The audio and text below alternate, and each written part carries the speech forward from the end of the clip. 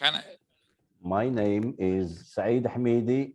Now I said on the chat, not in person.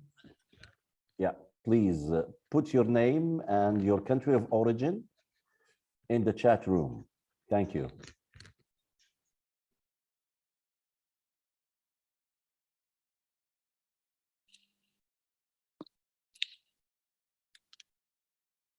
Nehme, while people are adding their name to the chat, shall I say a couple of words of welcome?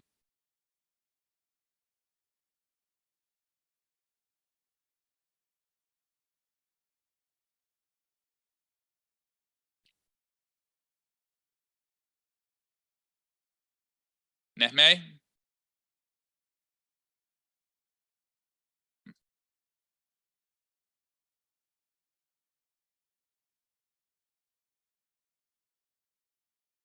Julian, if you can just inform that the meeting will be recorded and that I'll do that as part of what I'm saying. they're all fine with that.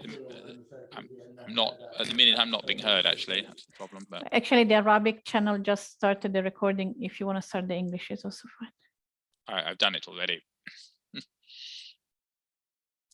Nehme, do you hear me?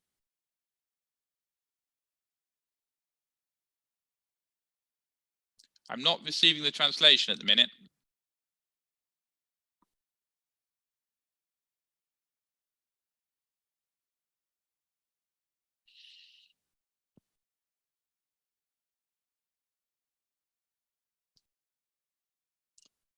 I'm not receiving a translation at the minute. Yeah, there are issue again on the interpretation channel, colleagues, interpreters. So you need to be one in the English booth and one in the Arabic booth. Otherwise, on the English channel, we don't hear fully the interpretation, please.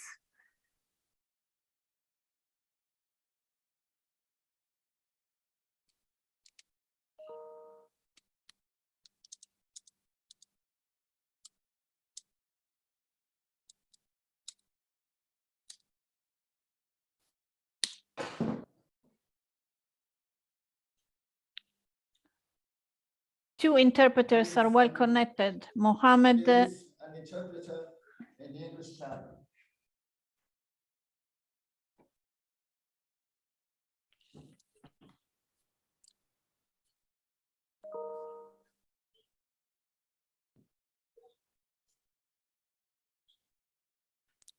Okay, it's sounding.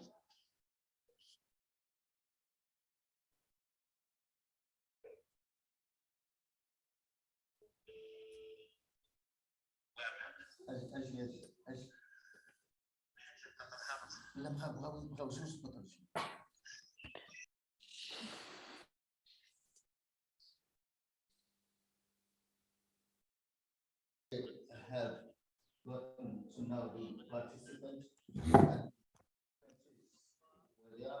We are going to start a presentation of the.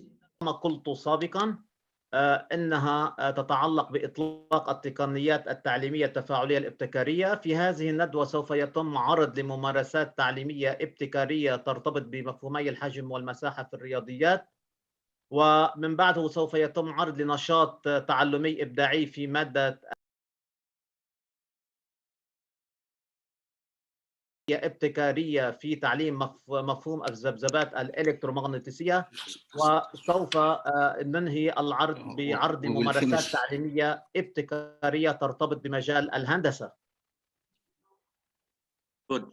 أوكي. سوف نبدأ. Nehme, is it possible for you to pause at some point and for me just to welcome people from the point of view of ETF? Yeah. It's a good point for you. You tell me when. أريد كلمة حتى يتأتى لي أن أرحب. Shall I do that now? What's a good time?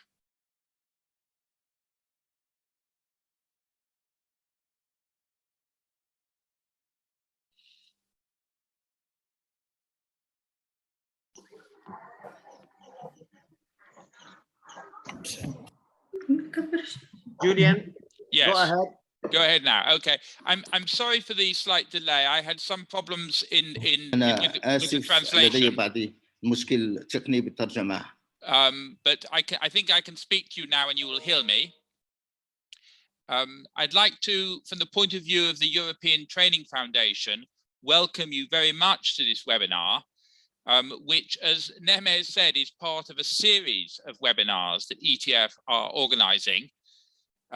All of the webinars are very international and they're conducted in English and in other languages, today in Arabic, but others are conducted in Russian as well, or in Serbo-Croatian or in other languages. And we're having one of these webinars about every 2 weeks, and you can see from our website what the program is and what they're all about. And they're all about innovation in teaching and learning, whether it's to do with pedagogy or whether it's to do with technology or collaboration or any other kind of innovation. And what we're really hoping is it's an opportunity for teachers and for educators working in different countries to share practice, not only to talk about ideas, but also to show people what they're doing and to learn from one another. So I'm really pleased to be here today with this webinar, which is in both English and in Arabic. And it's an opportunity, I think, for educators working in Arab-speaking countries to share their practice and to get to know one another and to build a bit of a community. I won't say any more. I'll hand the word back to Nehme to carry on with the webinar. Thank you very much. I'm really interested to hear what you all have to say.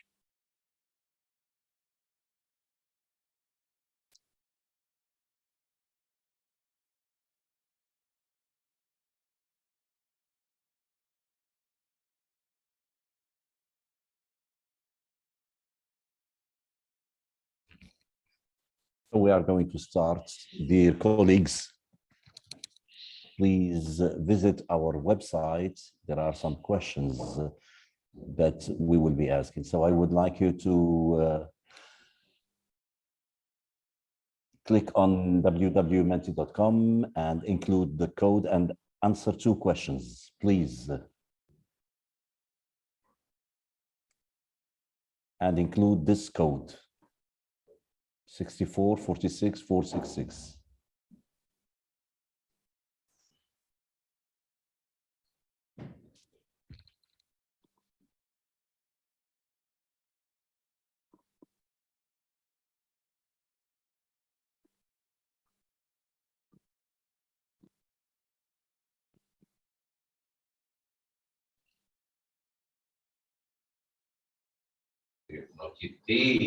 Чили ушли мать это не мать, не застанная на пол. Если ты говоришь, что усаграно, било која мачка да дојди, дана кој ќе тука, трча на продавницу, купа штета и јера мене, било како. Ја знај сега што ќе ти речам, мавење така. Кој неки живот ми вели сам се неки. Ја сакам, ама живот, зашто не сака живот? Ама ета. Што и да е, јас се сакам.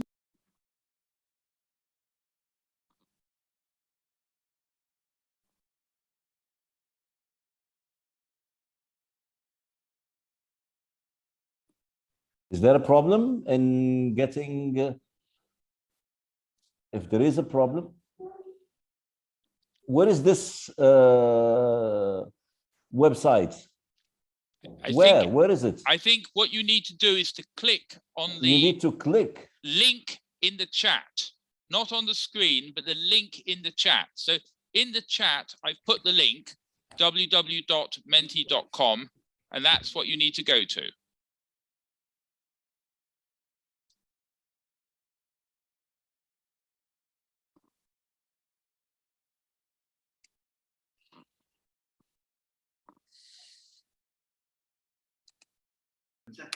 Where is the website? Website Hang is on, on the chat. I'll put a live link there. On 1 minute. It's sorry, I haven't put the live link. It's my fault. Let me try and put the live link. Just one more reminder, please, for the interpreters. It looks like Yes. that you are both on the Arabic channel. You need to be one on the Arabic and one on the English because there are issues on the English channel, please. Are we both interpreters connected? I can see that. Yes, yes. Can you hear me in English? Yes, Can you hear but me? then we can also hear Arabic sometimes. So when your colleague is talking in Arabic, he needs to turn. Okay. Naam. Okay. We'll sort it out. We'll sort this problem out.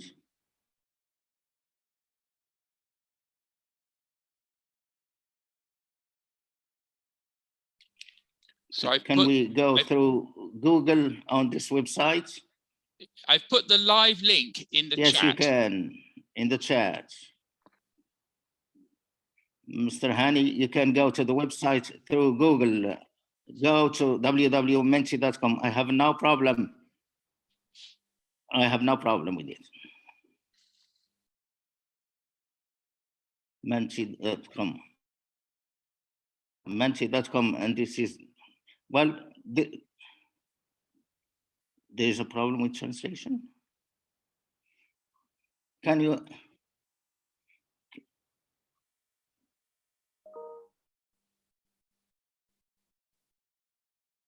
Well, no, you're supposed to listen to the English translation when you speak Arabic.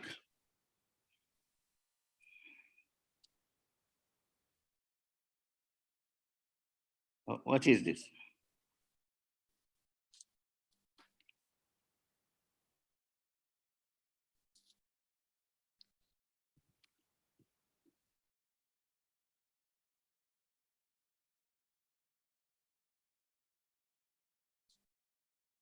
Stay on the chat. There are noises in the background. Can you hear me, Dr. Naama, in English? I hear the English translation. Good. What?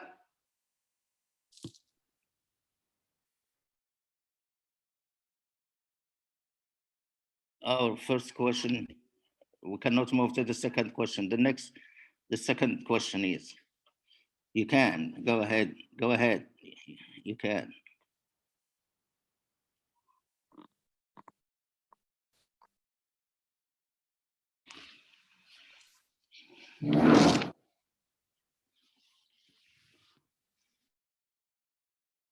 Please, could you mute the background noises? Participants, please. Could you mute background noises?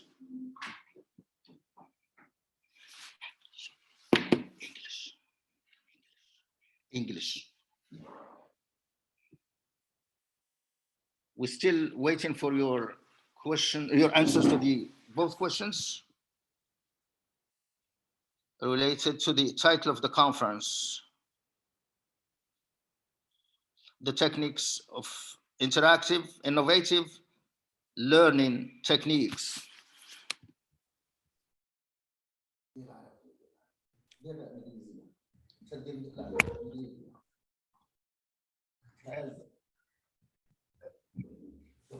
All the participants have, yes, all the participants actually answered. So good. So let me start with exposing the responses. The first question, we requested to answer this. So in your opinion, what is the efficiency of interaction, adopting interaction in teaching? So most of responses was excellent and zero response not necessary. And this is a positive indicator that all the people are interested in adopting innovation in teaching, which is the topic. Dr. Naama, I haven't answered yet because the website didn't open, but I am following. Mr. Zahid Home, yes, everything is in front of you, yes. And this is the word pass. Why didn't you manage to open it? So probably you're not really typing well, I think. It's okay, no problem. I'm just following. Go ahead.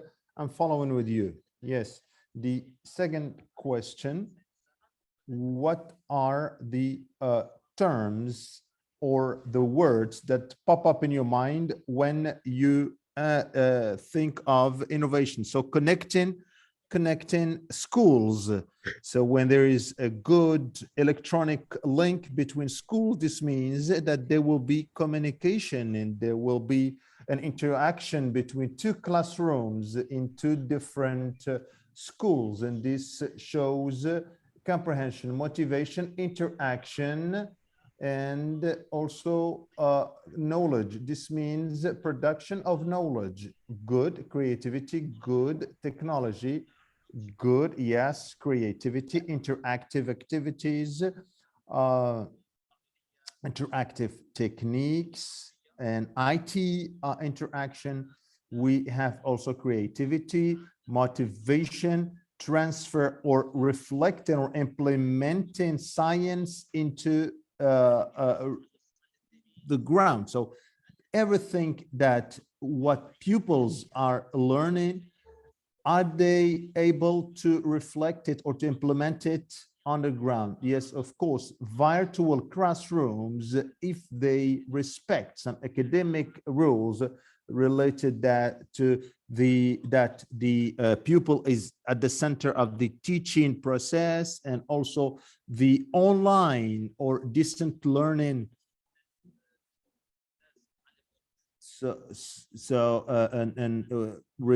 We have to make, even if we have online teaching, the pupils shall remain at the center of the operation. We have interactive technology, hardware, programming, software.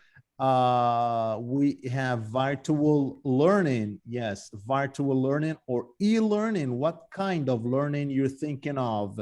The virtual learning is also one of the parts that are related to the innovative, creative teaching techniques. The student must be involved, and this is through technical activities that involve the student through simulation or through electronic platforms that will allow the student to interact with the teacher and his friends. But if the interactive class is only a one-way lecture from the teacher to the student, this wouldn't work. Forward thinking and innovative critical stimulation. So here we're talking about critical thinking and stimulating thinking, and also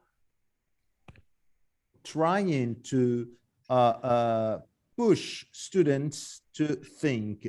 Many of the answers were good, and we will see in this conference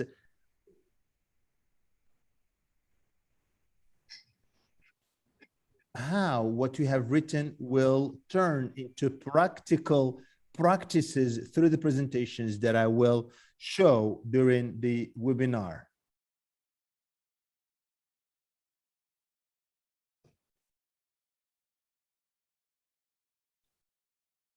Hello, Ostaz Haidar. Hello, Mr. Haidar. Yes, hello. I'm following you since the beginning of the webinar, but I have a problem in communicating. No problem, sir. No worries. Yes, you're welcome. But okay, so yeah, thank you very much. So you are attending the second question. I would like you again to log in the same website, but include this password. There are two questions I'd like to ask before starting exposing the teaching learning practices. So please log in with this password.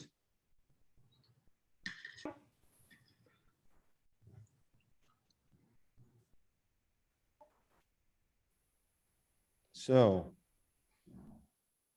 do you have any problem to log in, Menti? Yes, I have a problem, but it's fine. Where's, I think, the menti.com doesn't open on my laptop nor on my smartphone.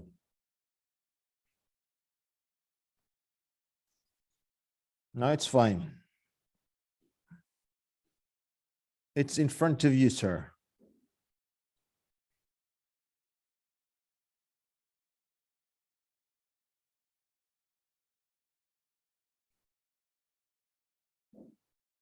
Could you please just talk to me orally?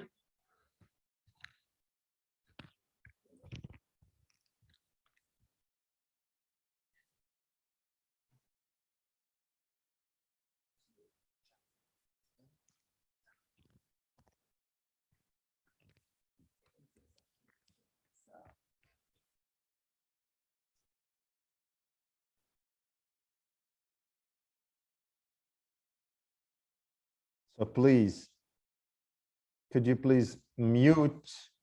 We sometimes hear some echo. So please mute your microphones.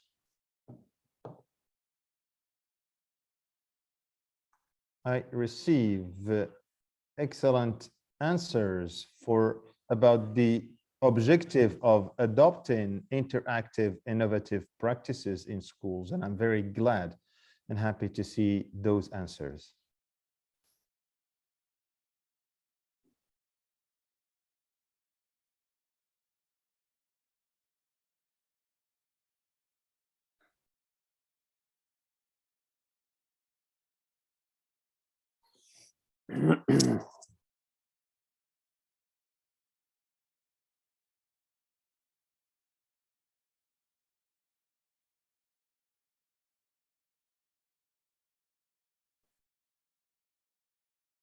Hello, Dr. Nema, how are you?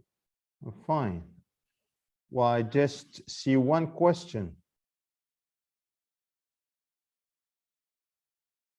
I sent you some remarks. We have started working on the answers. Yes, please, go ahead. You're welcome, you're welcome.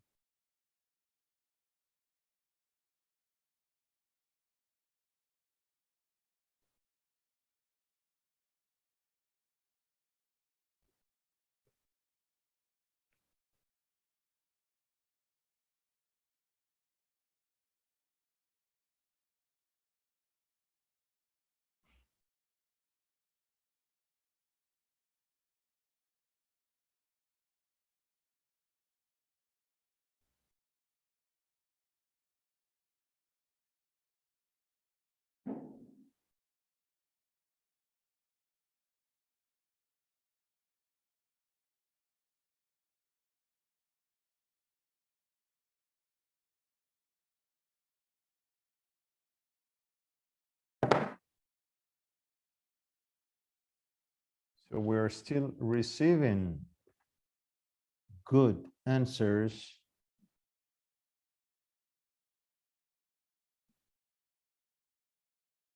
of the questions that were asked.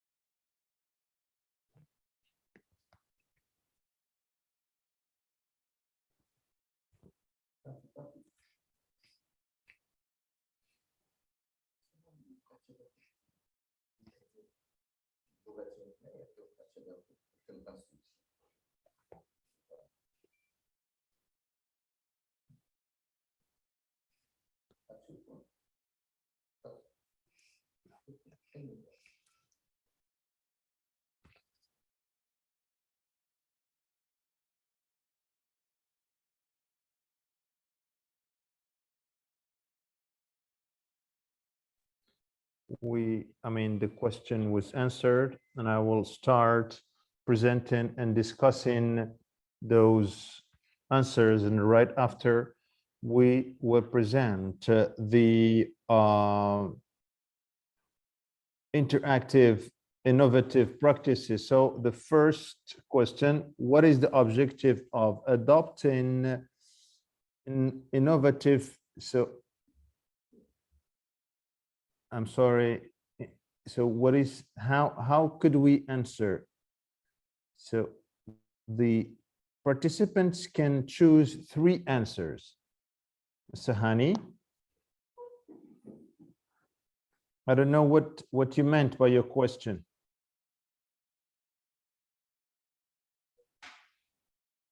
So what is it on the slide? Yeah, the answer, I will see them on the slide on my laptop, because it's me who have created the Mentimeter. So don't you see the answer?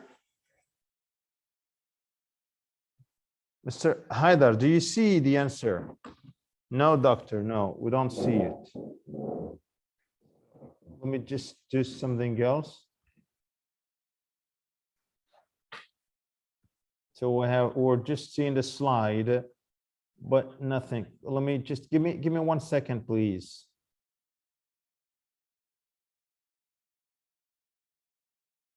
No, it's fine. Do you see it now? Right, yes, now clear. Good. Yes, so the first answer, the first question, what's the objective of adopting learning, innovative, interactive learning practices? So to make the student at the center of the operation. So if the student is not there. The second one is student engagement. So the student from the beginning to the end of the class should be involved in the teaching, in the learning process. And this, of course, expresses interactive practices. And if the teacher is creative in writing the activity or drafting the activities, we will achieve creativity and innovation. So everything here depends on the professional development of the teacher. When there is a continuous training and professional development of the teachers, they will open up to new innovative techniques. And that's why all of you are taking part in this webinar in order to open up to the new updates in teaching and learning that are the interactive, innovative learning techniques. So learning in a modern way. So innovation, the urgent treatment, I think here it's to address problems, and this is what we will be talking about today. Solve social problems as another answer. Those problems wouldn't necessarily be cognitive related, but also social related. So if there is no motivation from the students, they won't be in interaction. And this is, so solve the problems. So what kind of problems? The problems that our society faces today. And this is the objective of education. If education cannot produce citizens that are able to solve social problems, so what is the rationale behind education? So here, education wouldn't be efficient. So if we want an efficient education, we have to produce and teach or educate students able to solve social problems, create teaching context that are stimulating students. So if the environment is not inciting and gripping, the students wouldn't be working well. Again, so trying to expand the students' horizon through organizing or adopting non-conventional activities to inspire students, again, through those activities that the teacher must set up in a non-conventional way. So those activities will inspire students, involve them, impact, and produce productivity. When we talk about productivity, when students will be able to solve problems. They will be productive. Here, we're talking about creative teaching and put the student at the center of the operation and an efficient teaching. Yes, can I add something else, please? It just popped up. So the most important thing is to reinforce the cognitive capacities like curiosity. Yeah, so this is related to enlarging or expanding the teaching horizon. So this educational curiosity is what leads to creativity. And this is how we could come out with expansion activities that will also lead to innovation and interaction. So I think that the expansion will be the last phase in the teaching process. I think so. You're right.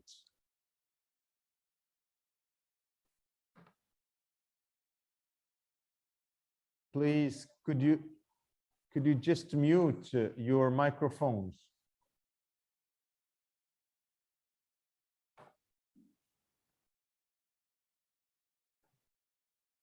Could you please mute your microphones?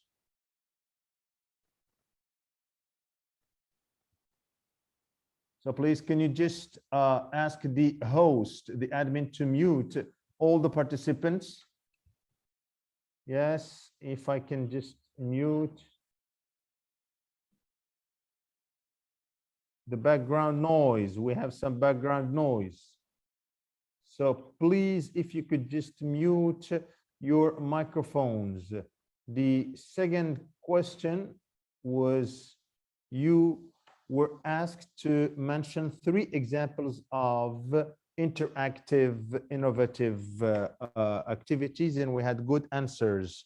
So when you start discussing research, we start adopting critical thinking, and critical thinking, when we have critical thinking, we could lead, this could lead us to innovation. They will be asked to give an alternative. An alternative is the best thing that should bring us to innovation. Link the scientific content with the world. That is, to give the student freedom to think. This is the most important thing, to unleashing. That's why we need to accept any kind of questions that a student might put. Teamwork, العمل الفريقي الجماعي, teamwork, sharing scientific videos. We'll give examples. Jigsaw puzzle, which is riddles, scientific riddles. It's a way for the interaction of students. You give lessons in social classes, and this involves the students and gives him the role of the teacher. He will be asked to explain the lesson to his peers. That is under the supervision of this jigsaw. We'll see that the jigsaw leads to interaction and creativity, because the student will be responsible for the teaching or giving instructions to his peers, giving a scenario, dialogues, forums in classrooms, and even in houses. When a teacher asks a question and on vacation and asks the students to comment this question, one of the students makes a comment and another student comments the comments. This thing opens the dialogue and the discussion, and of course leads to interactivity between students, and this might lead to innovation and creativity that might lead to the solution to a problem we face in life. And from this dialogue, we see that certain students go and do research from different scientific resources in order to find answers to this question. That is learning through play. This is very good, great for interactivity, especially in the lower school, in primary school, and working in breakout rooms. some might wonder that during online learning, can we implement and carry out group work or group learning? Yes, through breakout rooms. If we don't do that, that is online learning will be the teacher will be only giving lectures and will not involve students. Hybrid education, active learning, science for festivals. There are festivals, scientific fairs, and there are projects, science projects, and these projects will be presented in these science fairs, and the students will be responsible for explaining his science projects in front of his peers and in front of other teachers from other schools, and also directly involving the students, and the student will feel that he has a passion for learning. And there are also dialogue fora. For each lesson, there should be a forum for discussion. This will help interactivity. Thank you for these wonderful answers. You'll see in this conference good practical scientific and learning practices, that most of which you have dealt with them. We go back to the PowerPoint and we start with the presentation. I'm going to share the PowerPoint with you, and we'll start the presentation. So from what appeared, do you see the PowerPoint? Can you see the PowerPoint? Yes? Yes. Good. Good.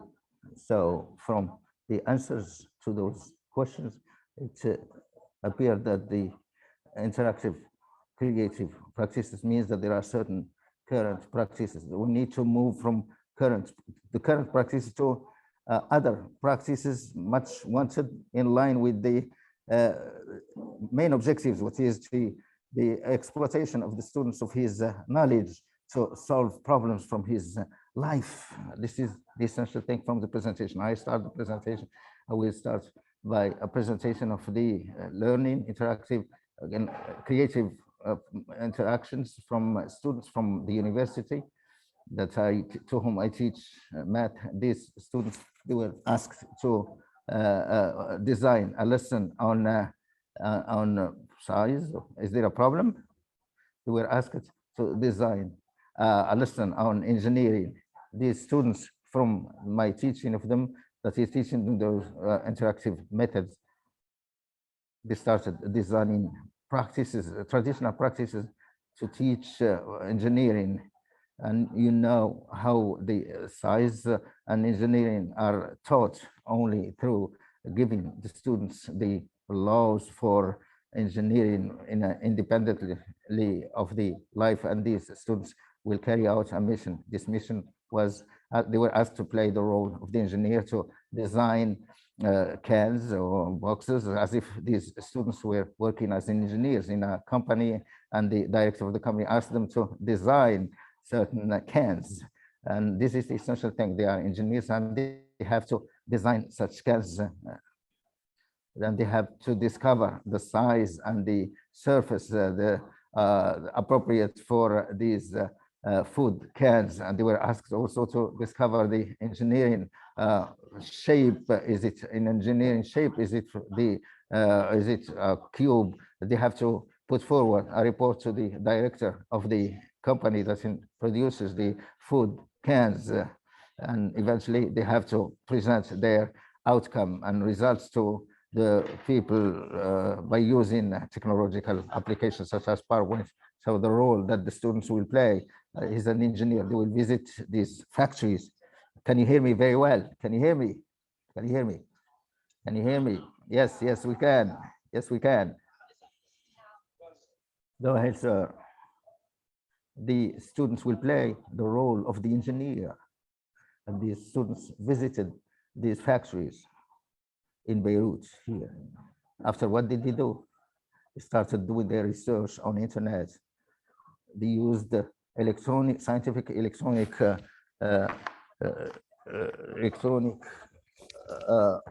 resources. They had to find the the least costly design for the service. I didn't give them this result. They discovered, because the design less costly is the one that when they started working, they were broken up into two groups. First group chose something from the following question, and you'll see, yes, they asked this question: should the boxes take the cubic or conic shape or rectangular shape? Is the rectangular shape less costly than the other one? Is it because when the surface is smaller, this will lead to less cost? They asked these questions, and they put before them two options. First option is this cube with these dimensions, and the second one is the other shape, which has this base, and they started the work of calculating the surface. This is the percentage of the surface for the size in both options, and they arrived to that the percentage of the surface to the size is the same in both options, and they have reached the next result is that the percentage of the surface that is in both options will lead to gain more size and less surface.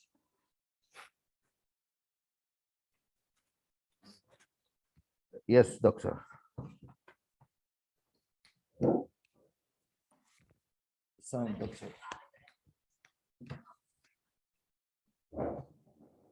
However, I would like to tell you something that has to do with the environment. They told him, be careful.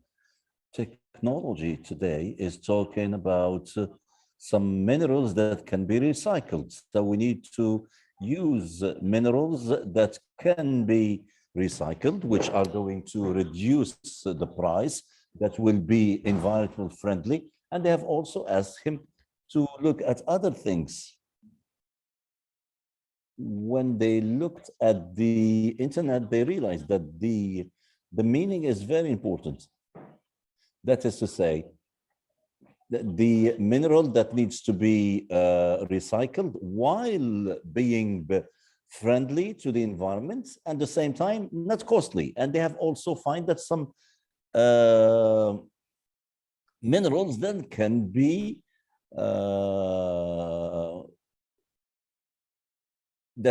used and reused without any problem. Let's look at the second group. Now, the second group has decided to adopt this kind of shape. Look at the shape here, contrary to the first one. But they said there are two options.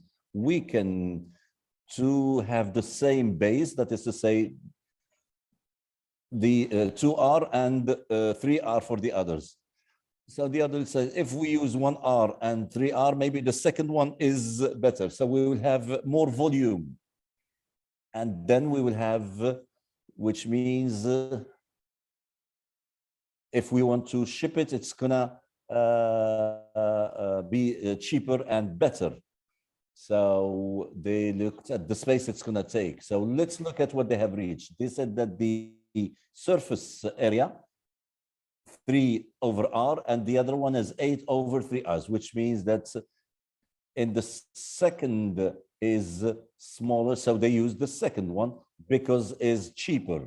And they also said that they said adopt the second option, and also they wanted to look at the quality, the nature of the mineral, and what impact it has on the environment. So the kids here didn't learn only maths, they learned something in addition to. If we were in the traditional conservative approach, they would have learned mathematics just like any other class, but they looked at these objectives and explained to them how to confine the square surface and at the same or by the same token, learning many things about them. And then they told them how they can write this. But these students did not adopt the traditional method. You want to make sure that even mathematics is contextualized, that is in relationship with your life, so that people can feel that mathematics students is not abstract, is not something. Why do we learn mathematics? Because we want to apply it in life. And therefore, why not learn mathematics in a context which is closer to our life?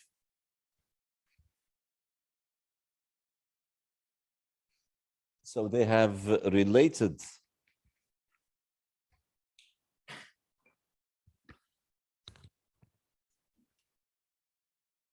And did you, in this resource, and they have described these concepts, and they got to know other concepts, other minds or concepts that they have learned in science in order to carry out this mission, and these objectives have been consolidated and reinforced in this mission. Also, there was a consolidation of what they learned in the English language. They knew how to conjugate, how to organize ideas, how to analyze text, how they can argument and find solutions. But they are not given the opportunity to be given a text in math and science to implement and apply the objectives that they learned in the English language. And here we consider that these practices, they differ from other traditional practices because they made the students exploit what he learns in science and math in order to finish a mission. And the problem that the director of the company faces, because he's at a loss, he needs to reduce the cost, and he needs to design high quality food cans. And my students also managed to exploit the next following objectives they have learned also from the English language. And it is about the digital the objective. Now we need to make sure that illiteracy, digital illiteracy, does the students know how to carry out research on internet, or maybe they don't know how to carry out research. These learning objectives that the students learned in English, in the English language, in order to fight digital illiteracy. So they have used this through internet, and they have also learned how to read electronic text, and they exploit this in their missions, and they knew how to analyze electronic text, and they have used, and most important, that is, they knew how to evaluate the credibility of electronic sources. They cannot rely on any electronic source that they find on internet. So when they are asked to carry out this mission, and they looked for information on internet, they looked for electronic resources that are credible, and this shows that most of the information that the students learned at school are to be exploited and used to carry out missions that will help in solving problems in their lives. More importantly is that they exploited the IT class. They learned in IT class how to write a report by using technological applications such as Microsoft Word. And also they learned how to make a presentation by using such technology as PowerPoint or slides. And also they learned how to use spreadsheet program, and they used all of this for their mission. They used spreadsheet to apply or implement the mathematical formula. They learned that they used the Word in order to write a report and put it to the director of the company, and they used also PowerPoint in their presentation. I will present another activity, and we open the floor for discussion. The next activity also was prepared by students, my students, that is in high school. The topic is related to we'll see how our students have prepared these practices that are learned. How they are asked to play the role of air traffic controller to define the itinerary of airplanes. This is an abstract subject, and the students have always hated this concept, how to use it. Look at these innovative practices. They have been used in to make the students play the role of an air traffic controller, to use the formula related to vectors to define the itinerary of airplanes in the air, and he will exploit them in finding the speed of the airplane in accordance with its geographical position, and also the impact of the wind on the speed of the airplane. And here is that project. So can you see the activity? Can you see the activity? No, I haven't seen it yet. You haven't seen it yet. Let's wait a little. Word, it's Word, in Word. It's in Word. The icon. Let's do something. Stay with us. Should we click on it? 1 second, please. It's open on my screen. Okay, stick around, don't leave.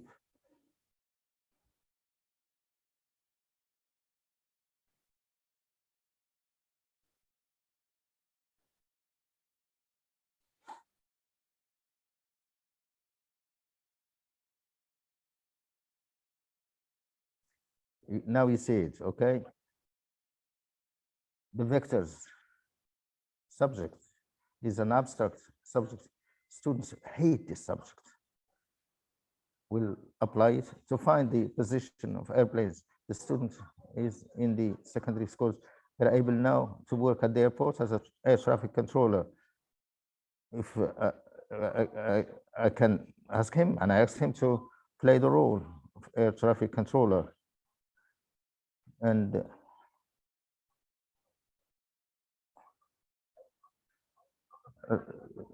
so he did this in high school. I don't know if what he did in the university or in vocational training. So he finished the high school, and if he can't join the university, he can work in any place. But you see here the position of the airplane. You see the vectors. Finding the magnitude or finding the angle calculation that the itinerary of the airplane constitutes. You see this angle, the angle from the northeast, geographical northeast. The students use the vectors to define the itinerary, and then he found the eastern and western speeds of the airplane, and he was asked a plane to define the speed of the airplane in the other direction, and he was asked to calculate the speed of another plane coming from the other direction, and more importantly, the airplane faces wind, and the wind's impact. If the wind blows, what is the impact of the wind on the speed? When he finds this impact, he showed that this wind has led to an impact to the wind. And the students were asked also to know when the wind blow strongly, more strongly, and its direction. And they have exploited the information they got from their science. And more than this, they linked math with science, earth science with earth science, and linked it with the air traffic controller.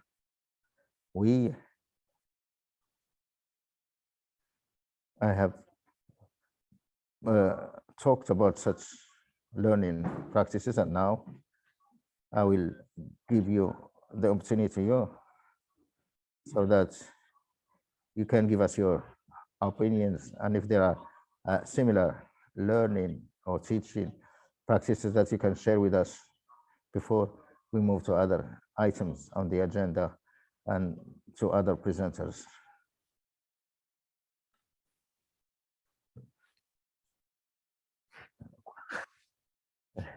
Now, can you give us your comments? Dr. Nama? I did the same thing in magnetism. And we said that magnetism first. What is the relationship of magnetism with people? We define the relationship of magnetism by the electricity generation. How does magnetism impacts the manufacturing of electronic elements? They found about 90 uses of magnetism, and they linked it with the social sciences and geography, and they linked with other classes and lessons over 3 modules or classes. There were great interactivity, and from which I went into the law of magnetism and how the magnetism law through the electrical current and electromagnetism. So we went into a through chapter by linking magnetism with life and its diversity and its linking to other matters. Mr. Julian raises his hand. Mr. Julie, the floor is yours. Thank you for the example. I think it's great to see the teaching of mathematics embedded in the real world and connected to other subjects. I know that students find mathematics particularly difficult because it seems so disconnected to the world. And often we give students exercises which are just textbook exercises. They have no connection to society or to work or to other people. And therefore students are not motivated, or many students, some students are, but many students are not motivated. I think it's important though that we recognize that it's difficult for one teacher to come up with lots of practical examples like this all by themselves, because it takes time, it takes work. And if you're to teach the whole of the mathematics curriculum, it takes a long time to come up with authentic practical examples.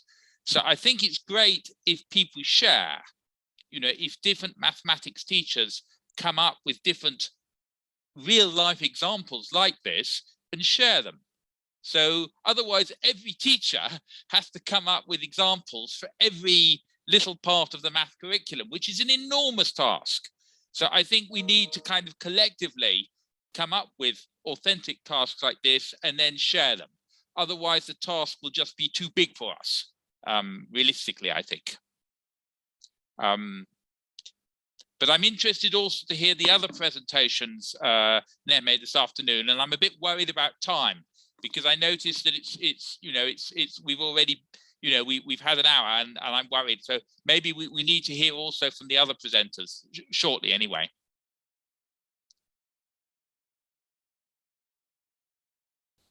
Thank you, Mr. Hani. So actually 2 good comments, and we can ask some colleagues in some high schools to bring us some examples. So how we could of course collect all those individual initiatives and train our teachers and try to cascade them in different schools and any activity that will happen. So this is how we're of course going. This is what Ginny said. This is of course what has been, this is what Julian said, Mr. Hani. He said that there should be, this is a big work and that necessitates effort. So I have, for example, my teachers. So my friend from Jordan said that some other teachers might share with us their best practices. And this is how we could, of course, attract the Arab world. Yes, please, Mr. Sami, go ahead. I think that the first and the second example must apply as projects and not like classes, because such a work will bring about two problems. So we will have a pressure on the manual or the textbook, and then the second problem is it requires time, and also you have to deal with the local community to come out with such projects. Yes, thank you very much. This is something that I have noted on the blog. So these activities that are innovative, but I have given a solution. So probably the students at the university might do these tasks, or we could actually divide this project. Instead of saying to all students to go to different subjects, we will just focus on mathematics and earth science. Well, normally I'm encouraging such ideas because the importance of projects in teaching is of importance, and this encourages this. Yeah, Dr. Qasim Zin would like to comment. I'll give you the floor, and then after that we'll move to the other speakers, because unfortunately we have some tight time. So hello, I'd like just to go back to my colleague talking that sharing with local community would be a load. No, I think that we have to communicate with the local community, because this will open up to the quality of teaching, especially what you have talked about, the experience of civil aviation, or limiting the pace of wind or the speed of wind. So especially if the students are interested in such things, you have somehow oriented them into their future careers. So this would be successful. Especially, I wanted actually to reiterate that we have to interact and communicate with the local community, and this is a modern requirement. So yes, we have in Jordan two weekly classes called classes of activity, all the grades. So you have, of course, to come out with a project that should be followed up with the other classes until we come out with a fully fledged project. Yes, great. Thank you very much. Yes. Yes, doctor, please, just quickly, because we still have three other speakers that should come out. We just have 2 minutes. Go ahead, please. Yes. So what is the link with what you have said with Mr. Wasim? What I noticed, doctor, is that it's the same, there's the same link with STEM. Right, yes, you're right. Yes, thank you very much, Mr. Hani. We don't hear you. You are in mute. Just 1 minute, please. Yes, I have talked.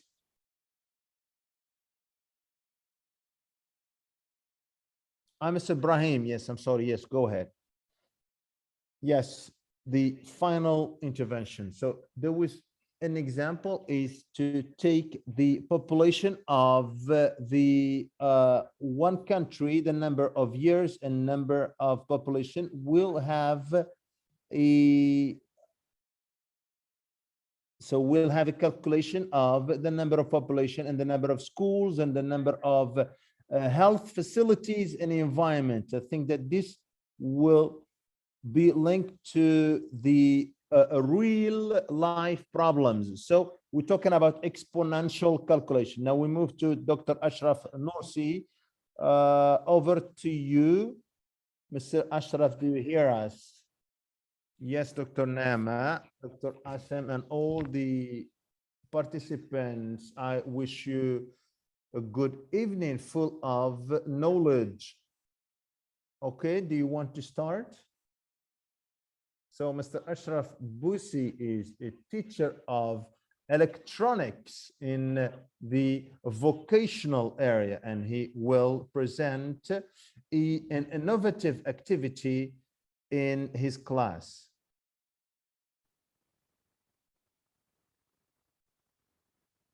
First of all, we are in vocational teaching and technical teaching. The vocational teaching is split into two. The first one is theoretical, the second one is practical.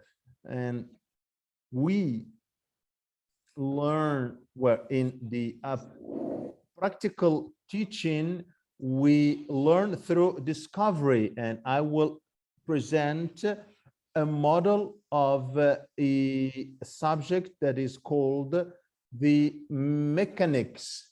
The title is to manufacture and program a machine to paint boxes. So this is the machine.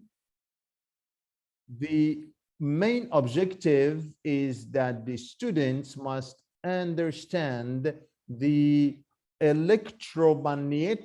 magnetic harmony, so, and understand the programming to determine the problem in the technical action, and also find the pertinent and relevant solution through evaluating and taking into consideration the economic circumstances. So we have the first phase is to manufacture, the second phase is to paint, and the third one is the drying phase. We have a problem in this machine that we have in the factory. The problem is that any box, any color that is put in the belt, we had the phase of painting and then drying. If the color, if the box is red, the students started, well, we have exposed the problem to the students and they have started looking for the solution through working. So the students figured out a red color in the preparation phase, and then a second box. We don't see the slides, Mr. Ashraf. You haven't moved, so we don't see the second slide. We have just seen the first slide. If you can please just share again with us your presentation so that we see the second slide that includes the design. Yes, but you just in the first slide, please move to the second slide if it's possible. So you're still stuck in the first slide. So we don't see the design. We just see slide number 1. We want you to move to the second slide, please. Now, is it clear? No. We don't see anything.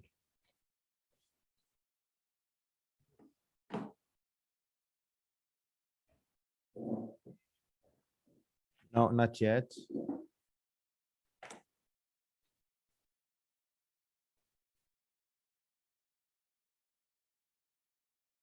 I did. Now, well, again. Right, now it's clear. Okay, good. Now it's clear. Good. But this is slide number 3. Now, this is slide number 2. Right, good. Yes. So this is slide number 2. So this is the machine that has 3 parts. The first phase of preparation and putting the boxes, the painting phase, and the drying phase. If the box was red, will be painted again with red. And this is again an economic load. So the students were able to figure out how to solve this model and went to the third slide. Do you see the third slide? Yes, it's clear.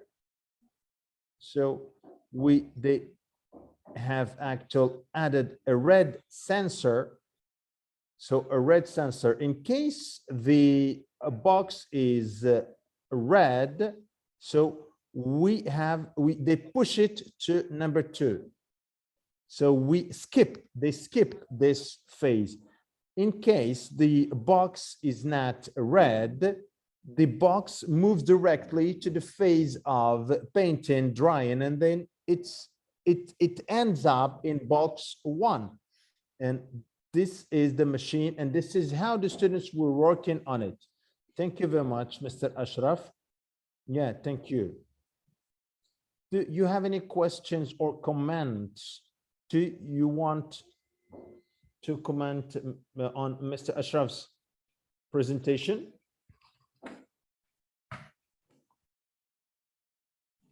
About the project that Mr. Ashraf talked about, encouraging students to invent anything new. This is the conclusion I have concluded from Mr. Ashraf's work.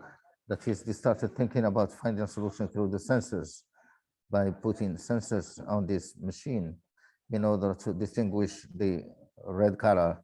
And this has led to the lowering the cost of preparing these boxes. Any other request for the floor?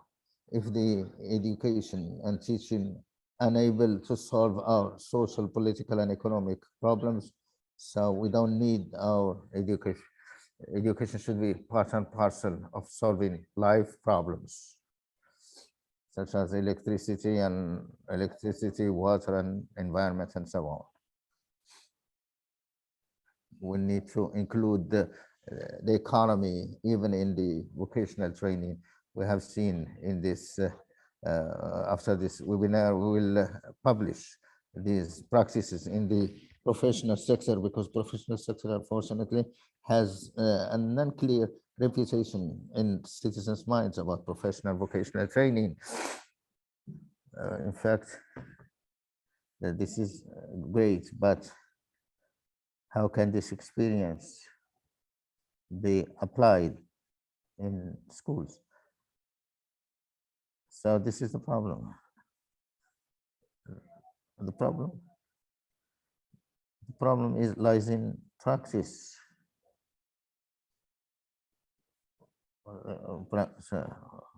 Probably they can find the implementation and practice in higher education. We are talking about vocational training, Professor Hani. They learn the theoretical parts, and they apply it in the practical side. And we do this in vocational training. This is scientifically applied vocational training. That is after secondary school, I believe, secondary school. This is the secondary education. Go ahead, sir. Go ahead. We want to draw your attention to vocational training, which is over 3 stages.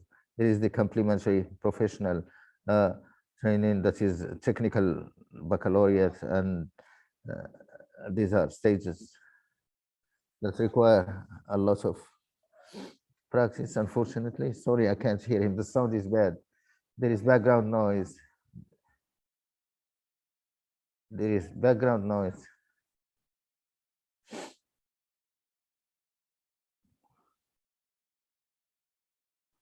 Doctor,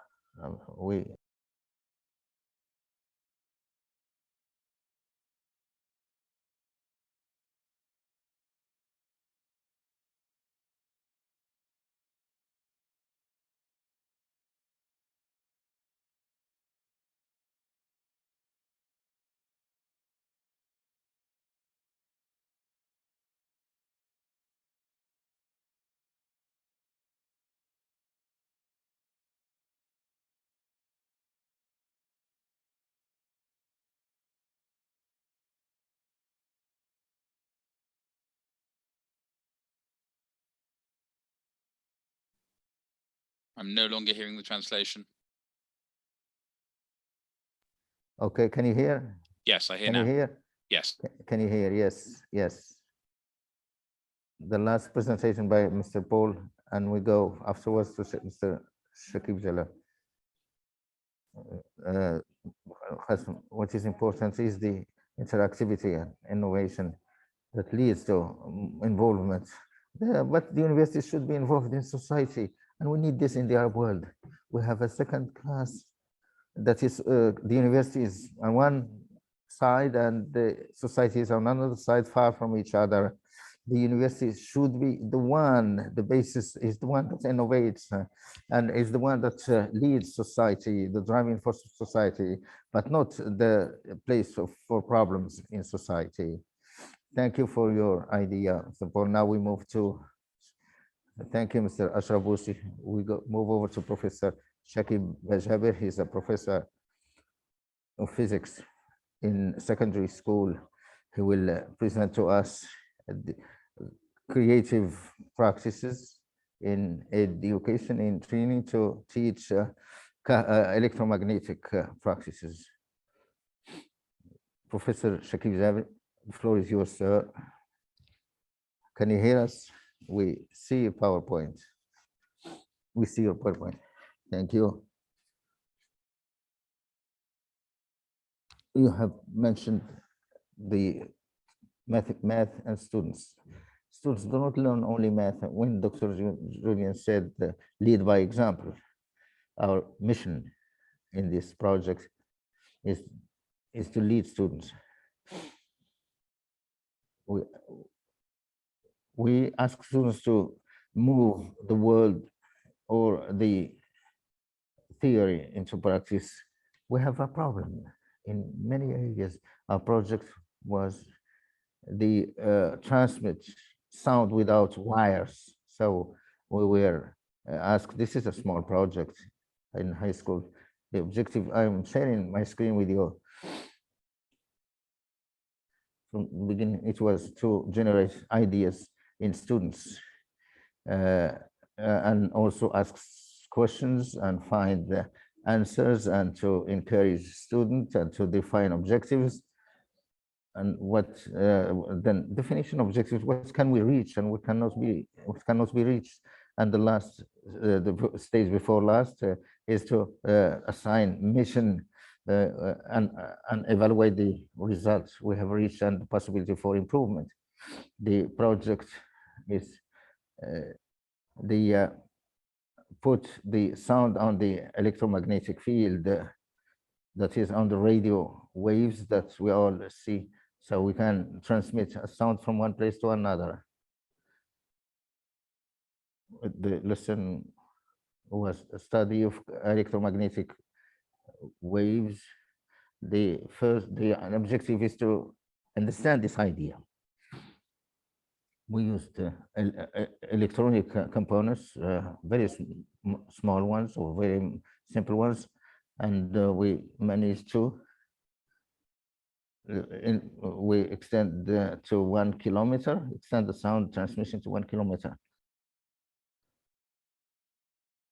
Mr. Shakib, we can't hear you. Please, could you raise your voice? Your sound is very, very weak.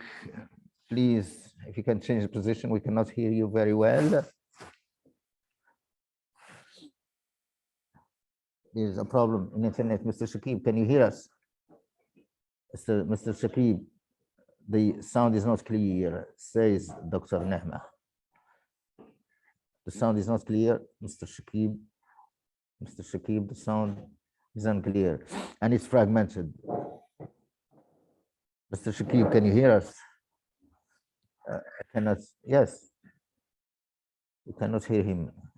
Mr. Shakib, if you have a problem with the internet, we're going to move over to Professor Ali Mahanna and we'll come back to you later. We'll go over to Professor Ali Mahanna because Mr. Shakib has a technical problem and we will go back to Professor Shakib Jabir. Professor Ali Mahanna, can you hear us? Ali Mahanna is a professor, a coordinator, and a professor of mathematics in secondary school in Beirut. He will present to us an interactive, creative experience for the teaching of engineering. Good evening, Mr. Ali. Greetings to Dr. Safa and the organizers of this webinar, and greetings to all the participants. We wish you a happy evening.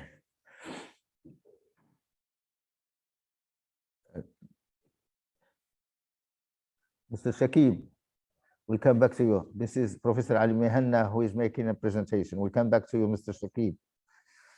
Mr. Shakib, could you start, please?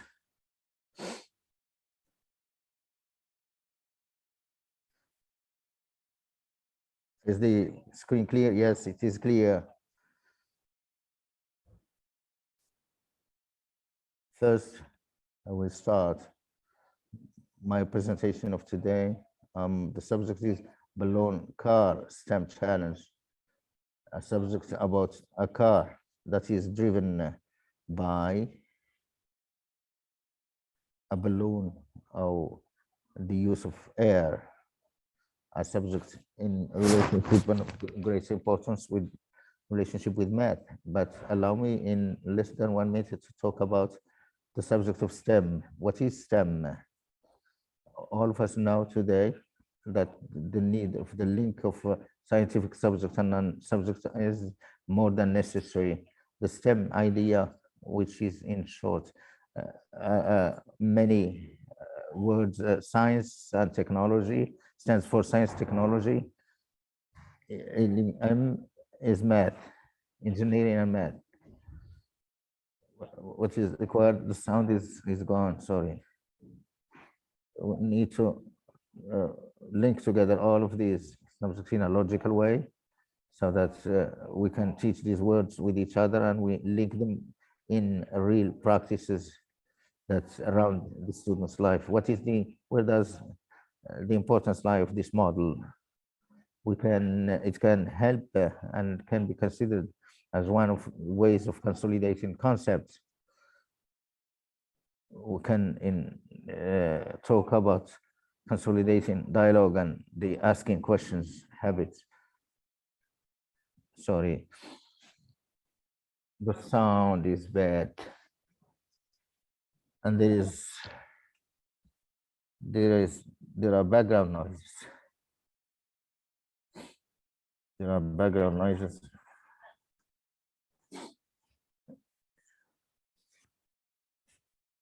Please, could you mute your mics? Could you mute your mics, the participants, please? I will say, as I was saying, I was talking about the importance of this model that consolidates concepts and many skills such as dialogue and asking questions and developing the skills of critical thinking and learning through experimentation and interaction and interactivity and the skills of solving problem solving skills. And I have mentioned this before, and scientific research and collaborative work and communication. And most importantly is the learning from practical life. Here I would like to add something to the problem solving activity and find certain standards into action, which is putting students before a problem so that the students would feel this problem, and this problematic should be presented as a real problem, and the students will define measures to find the solution to this problematic, and they will find the information that they need and the knowledge they need. And the teacher also in this stage need to play a fundamental role. I would like to talk about verifying the skills of his students and their orientations, and the students can ask the teacher can ask his students, cannot ask his students to solve a problem beyond their capacities, and also to provide the appropriate learning opportunities, and also to face the problem appropriately, and to teach students to work in a group, and they ask or put the issue or the problem in the form of a questions, and also to teach students the practices and the skills of solving problems, and the students should build his own self-trust that would help him solve other problems in his life. First, I'm going to teach students more than in schools. In 9th grade, we had the question of proportion. This is in the 9th grade. There are many objectives required for this class, which revolved around acting out different positions by using graphs. These objectives are found in the lesson and the algorithm expression through appropriate positions through the writing of y instead of x, and to move from one form to another one through graphs and through the at the beginning there is an activity, a preliminary activity. This activity that is found in the school textbook was found in the following way. We have, as you see in this picture, the gear wheel, one a small one and another one bigger.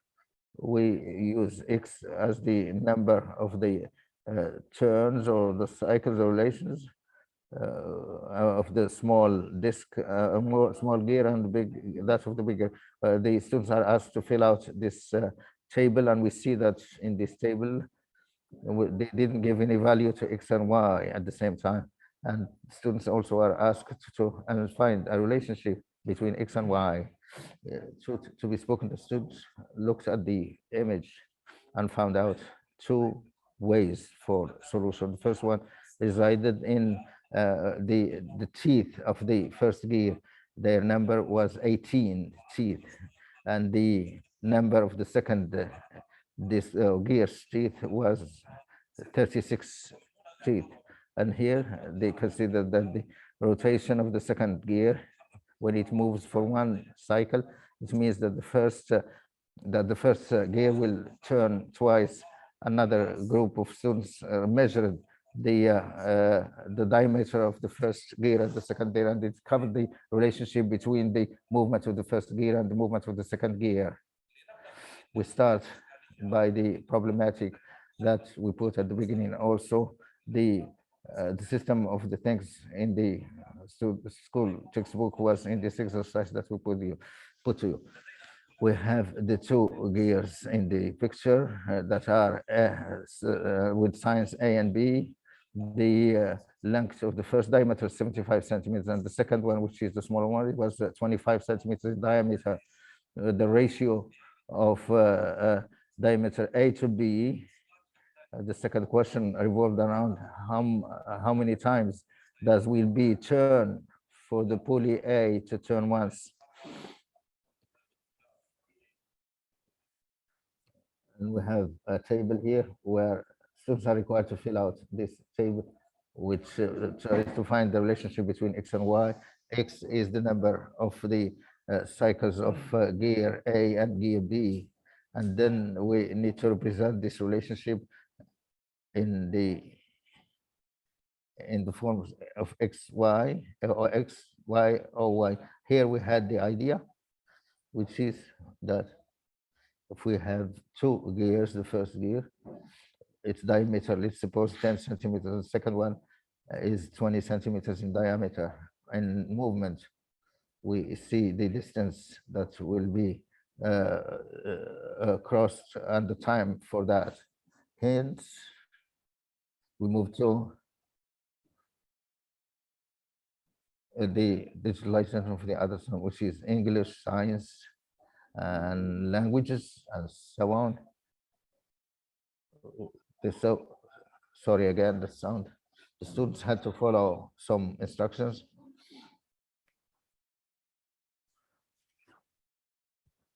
To find the problematic, define the problematic.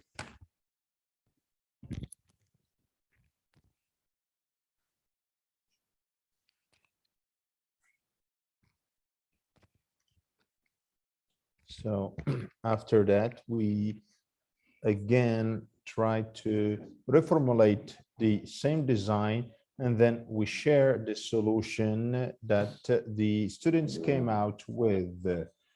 The balloon car challenge,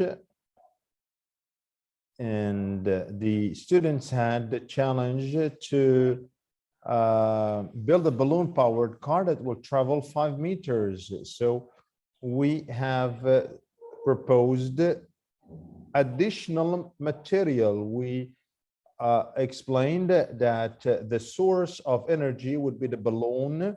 The object or the car will be carton, and the wheels will be some parts of carton or CDs or any other plastic material or any other raw material. So what, and we give them other means like scissors and glue. So the criteria to succeed in the engineering design, when, for example, the wind is there, the car should move forward. The car would also travel for 5 meters. The objective is to benefit from waste, so domestic waste, to reinforce cooperative action, to apply math, physical, and engineering skills. So the students were requested to redesign the same design, but based on their own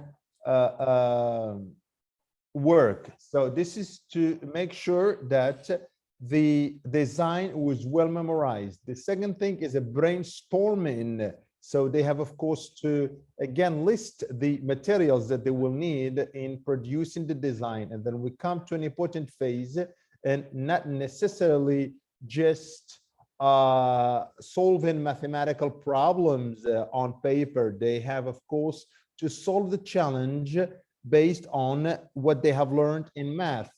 After that, they have to test and evaluate. They will test the design and record results below. The first challenge is, were they able to succeed in the challenge? Yes or no? And what are the ideas for improvement? So for the first trial, the second and the third one, was the challenge complete? And then after that, they have to record all the trials until they succeed.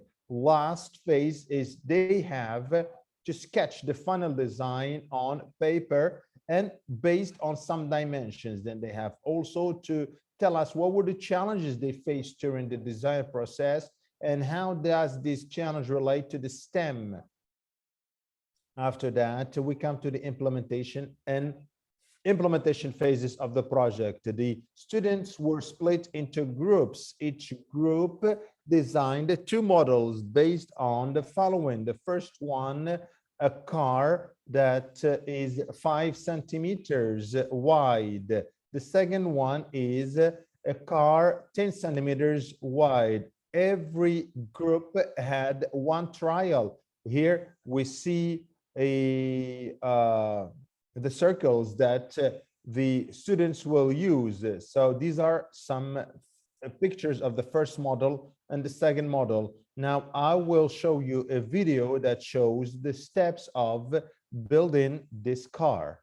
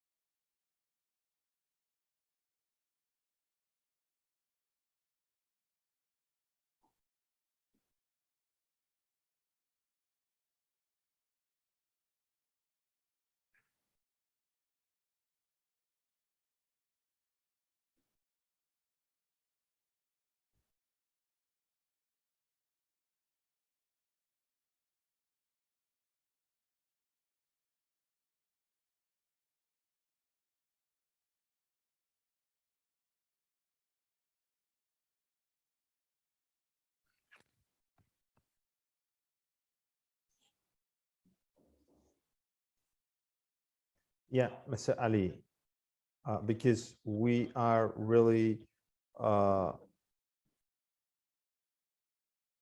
because of time, please, could you just go ahead quickly? I need to give to Mr. Shakib.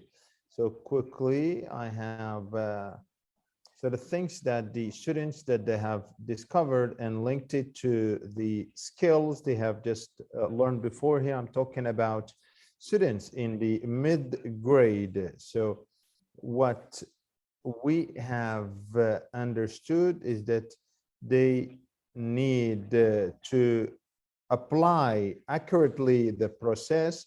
They have the arithmetic design and cutting. They have also calculation. They also have some approximative values and complete values, and each side was 50 centimeter. So on and so forth. So they have concluded again the distance covered. They have also the some axes that they have also the proportionality. They also learn statistics because they collected data. They have the problem solving. They have the parallel lines, and they also have the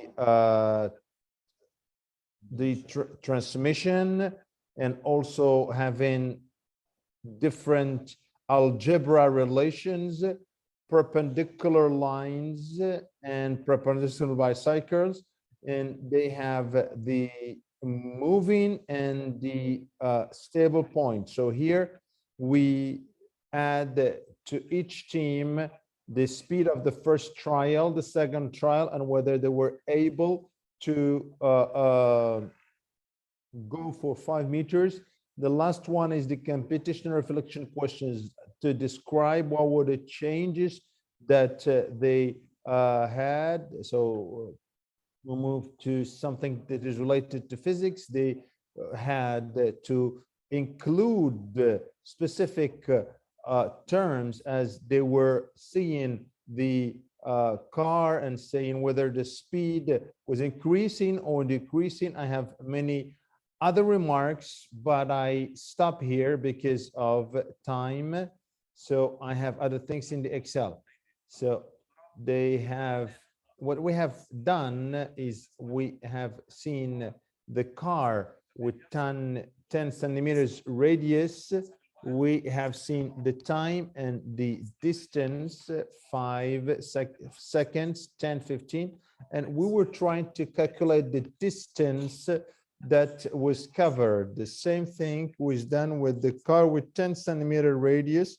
And you see the two graphs.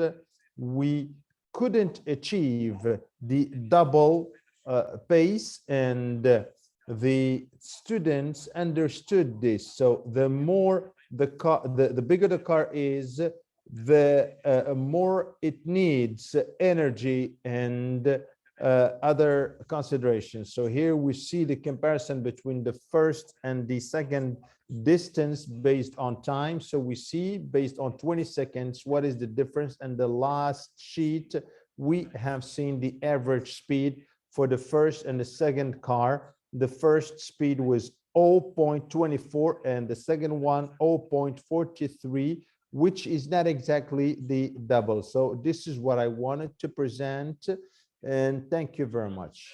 So thank you, Mr. Ali, for this creative, innovative presentation. Now we move to Mr. Shakib, if it's possible to start your presentation right away. Thank you very much, Mr. Ali. I will try to share the screen, Mr. Ali. Mr. Ali.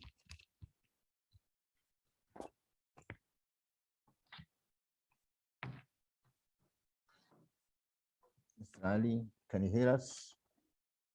Mr. Ali, can you hear us? Go ahead, Mr. Shaki.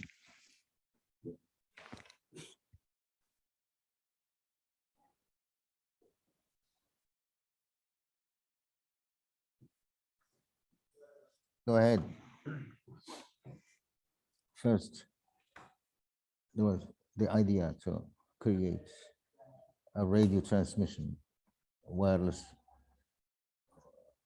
and we can accept it in any radio found on the spot. First, the project, the ideas, students had ideas on how they knew how the radio system works. They had answers about receiving waves. What are waves? There was a problem about the kind of waves that the radio receives. We go to the same problem. Always working with students is always theoretical. There's no practice. That's why we find problems at the beginning. But we can, the electromagnetic waves are electromagnetic waves. We go to the second stage. That is, how can we move the sound through waves, these waves? Certain ideas said, no, we'll have problems. So we look about the possibility of listening to one sound from one place to another. How can we use radio? Probably they say it would be, they thought it would be difficult. Always the beginning is difficult for students. So the radio has many channels, many frequencies. So we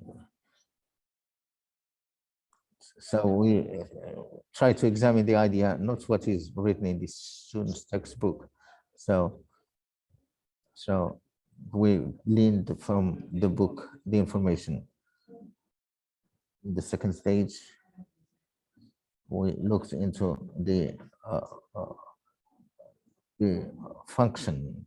We used the book about definition of electromagnetic and how the exchange of waves and frequencies, and we linked what they have with reality and things that are found in the book. Can we change and transmit sound through electromagnetic waves to a microphone, and they have the same sound frequency?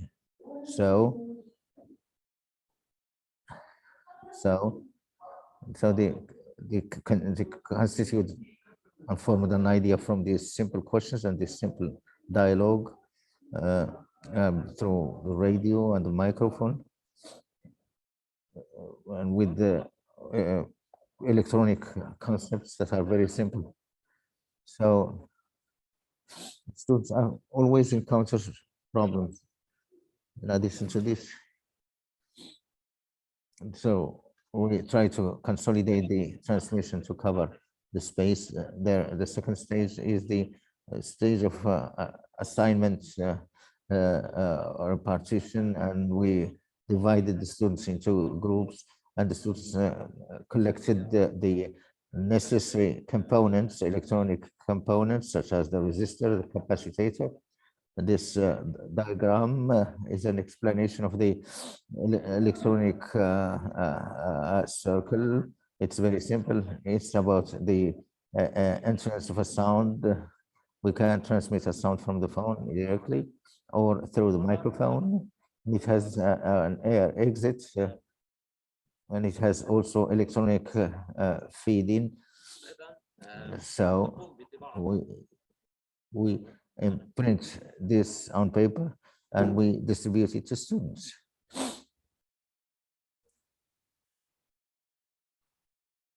So this is done under the supervision of the teacher. So there is a collective work and there is individual work. After collecting all of these components in the lab, this is what was done by students in the lab. This is the entrance of the sound. We can use it from the phone, and this is the feeding, electrical feeding, and there is the antenna. And we managed with this air antenna to capture the sound in a diameter of 1 kilometer to 2 kilometers around the school in any radio system. And we were able to control the wave by changing, making changes in the right components. Mr. Shakir, the sound, please. Could you please speed up these activities, Bart? I would like to share with you the innovation. I put some model questions and some exercises for different classes, grades, and I have presented certain experiences to students, and we did this experiment. Please, could you mute your background sounds? We hear background sounds, please. Mr. Raid, please, could you mute any background sounds or noises? Go ahead. We have managed to measure the gravity, and we have designed the ball that falls on the ground, and with certain simple optical calculations, and also we managed to calculate the value of the gravity, which has always presented a problem for students. That is how we have always gotten these numbers. The next experiment, we had to try to understand the air intensity to transmit water from water tanks to houses in the village. So one of the students asked me why the air, the water heater in the house has the cold water is in the bottom and the hot water at the top, in addition to how to do air pressure through the pressure calculations. And there's also the gas station in Zahrani who managed to put to analysis the idea of exploiting these tanks and in addition to certain experience, how we do the mechanics of movements. In addition to the fact, in the 10th grade, we try to manage the height of a building without using any measure tape. Thank you, Mr. Shakib, for this innovative, interactive, passionate presentation. We hope it has been beneficial to students and participants in this conference. We are about to finish this conference. One last word from myself and from Mr. Julian.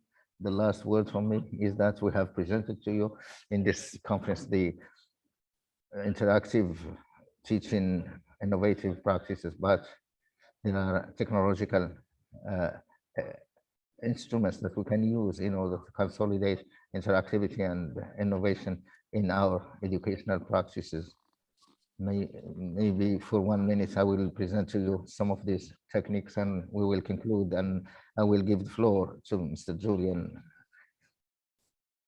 You see, in summary, we have talked about the educational practices that revolve around problem solving, and also from observations of on ground, and also maps, jigsaws, maps for education, presentation by students, evaluation. As for the technological practices, they can help in consolidation, interactivity and creativity. And maybe in another conference, we will also try to make a presentation of other interactive activity by using such activities as Quizlet, GPT game, Kahoot, Canvas. As you see, Canvas, Camtasia, Adobe Smart Animator, Jamboard, meter. Truth to be spoken, I had 2 examples, but considering the time limit constraints, I couldn't present to you all of these examples. Maybe in other webinars, we will be able to present them to you and share them with you. Mr. Julian, the floor is yours. If you can wrap up this session. Thank you so much. I'd like to particularly thank Dr. Nehme, but also all of the other contributors. I mean, what it seems to me is that there's enormous richness of innovation going on in Arab-speaking countries, so much so that we just haven't had time today to do it justice. Everyone has got more examples than we've got time to hear about. And I think that that's really encouraging. And I think that if we can keep sharing these practices, we can really help one another.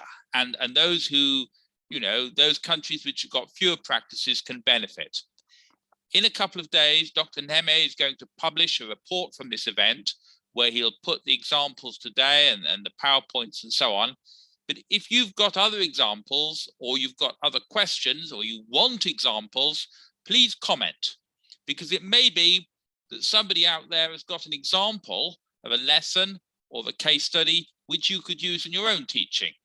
So let's try and build upon what we've done today to have a kind of exchange, to have a kind of ongoing sharing, so we can help one another and make learning more authentic, more stimulating, and more useful for our learners. Thank you so much. Keep looking at our website where you'll see news of future events. Please do register, because then you'll receive a newsletter and you'll be told when things are going on. And I look forward very much to the next webinar, which will take place in the end of January, early February. I hope you'll join us again. Thank you very much indeed. Goodbye.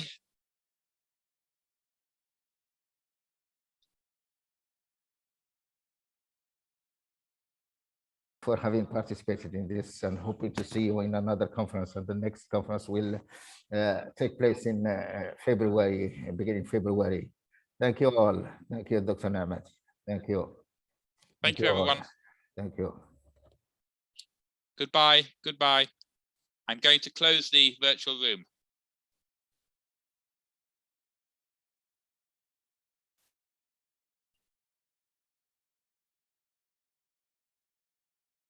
Thank you.